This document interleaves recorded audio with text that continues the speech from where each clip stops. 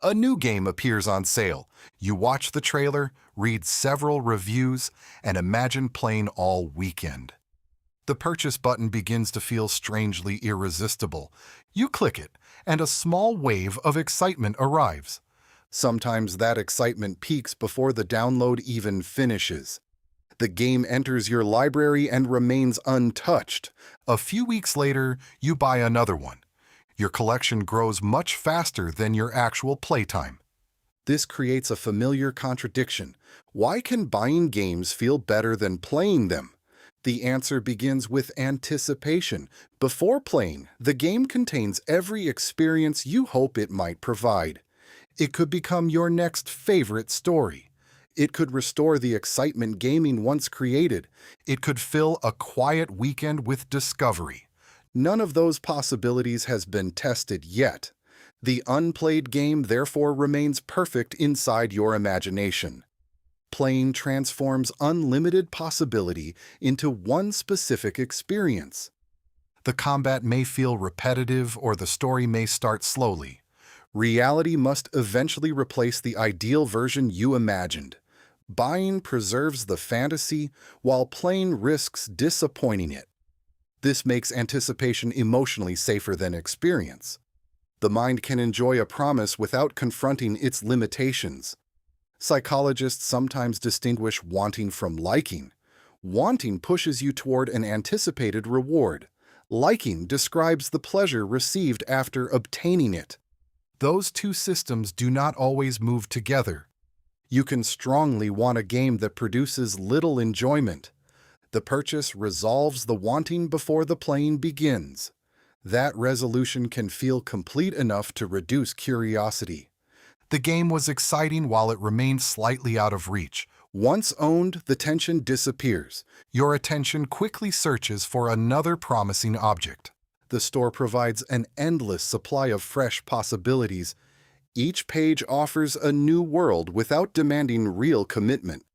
Purchasing also involves a fantasy about your future self. You are not only buying software, you are buying an imagined version of your future time. That future person has free evenings, energy, focus, and patience. They finish long role-playing games and explore every hidden path. They are never interrupted, tired, or tempted by another screen. The purchase becomes a vote for becoming that person. Unfortunately, the future player inherits your actual schedule. Work, study, chores, relationships, and fatigue still exist. The promised weekend repeatedly fails to appear. But buying another game renews the fantasy. The new purchase says that the ideal weekend is still possible. Optimism therefore keeps the library growing. Sales make this process much stronger. A discount changes the question from whether you need the game. It becomes whether you can afford to miss the opportunity. The crossed-out price creates an illusion of saving money. But buying an unused game saves nothing. You spent less than the original price, but more than zero. Expiration timers add urgency before reflection can begin. The deal ends tonight, so the decision feels immediate.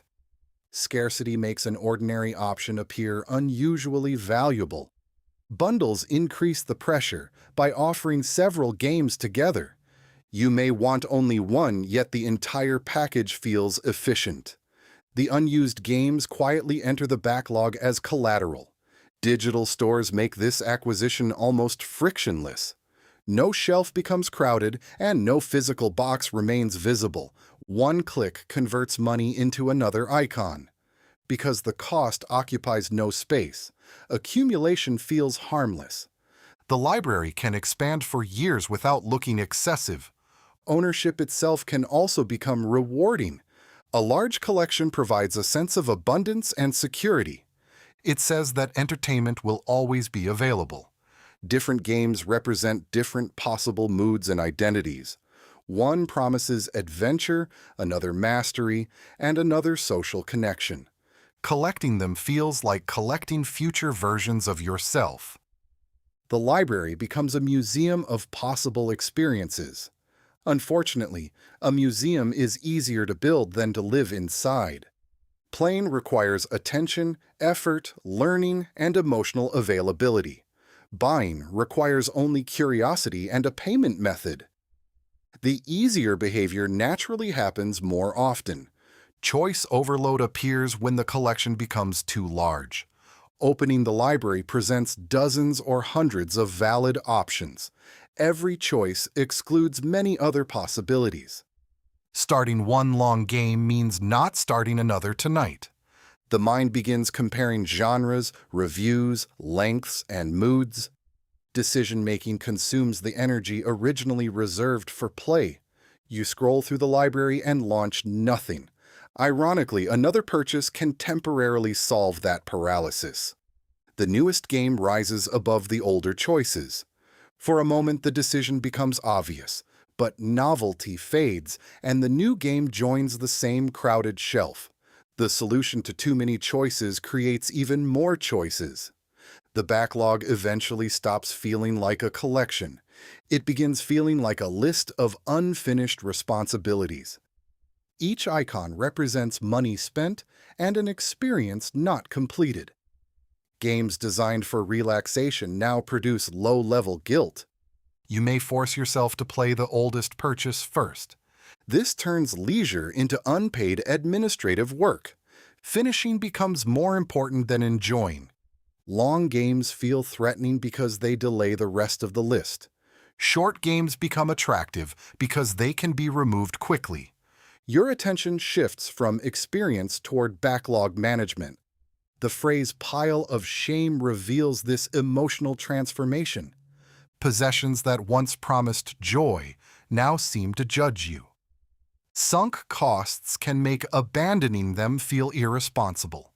You paid for the game, so ignoring it appears wasteful. But forcing 10 unpleasant hours cannot recover the purchase price. It only adds lost time to the money already spent. Another reason is identity. Buying a game can signal what kind of player you believe you are. You may collect difficult games because you value mastery. You may buy enormous adventures because you miss deep immersion. The library displays your tastes even when your behavior has changed. Purchases preserve an older gaming identity without requiring its lifestyle. This is why deleting the backlog rarely solves the whole pattern. The next sale can rebuild it immediately. The goal is not to eliminate curiosity or stop buying games forever. The goal is reconnecting purchases with real opportunities to play. Begin with a simple readiness rule. Buy a game only when you could start it within the next 7 days. This replaces imaginary future time with an actual place in your schedule. If no place exists, add the game to a wish list instead. Wait at least 72 hours before buying a discount. Real interest usually survives after the countdown pressure disappears. Treat the wish list as storage for possibilities. You do not need to own every idea that excites you. Next, stop treating the backlog like a moral obligation. It is a menu, not a contract. An unplayed game is allowed to remain unplayed. Money already spent does not deserve additional unhappy hours. Hide games that create guilt without creating curiosity. Then build a small active library of 3 choices. Choose 1 familiar game, 1 new game, and 1 short experiment. The rest can remain invisible until a space opens. Fewer visible options make starting easier. Measure a game by the quality of attention it receives. 30 engaged minutes can be more valuable than forced completion. If a game consistently feels wrong, stop without creating a courtroom. Your taste, schedule, and energy are allowed to change.